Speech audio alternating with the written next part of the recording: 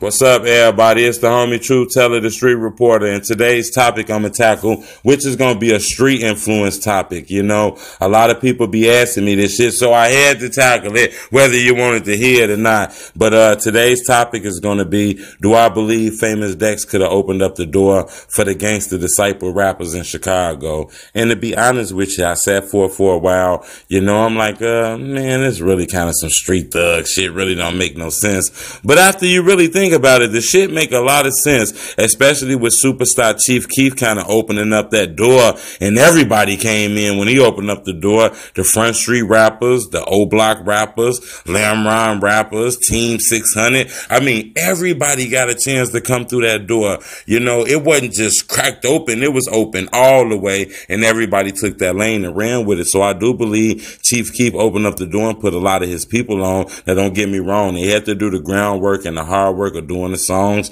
shooting the videos and shit like that, and spending their money. But Chief Keef officially opened that door and made the lane a little easier for them. You know, at that time when no rappers from like the Gangsta Disciples from Chicago really buzzing that hard. Don't get me wrong, the JoJo World rappers were doing good, and Tukaville and stuff like that were doing good and was well known in Chicago, but not like on a major level. So fast forward 5, 6, 7 years, the door get opened again by a rapper named Famous Dex from the south side of Chicago, and this guy took it and ran with it. He didn't look back. He started dropping videos after videos, gained a big ass fan base, and soon he was able to get that major look. When it was time to open the door for the rest of those guys, unfortunately he closed that boy behind him. He didn't really have time for that. Now don't get me wrong, it is fresh in his career, so I mean the dude got to get his feet wet and make a little money for himself before he come back to help. But I mean, he could have opened up the door for guys like FBG, the Real King Yellers, and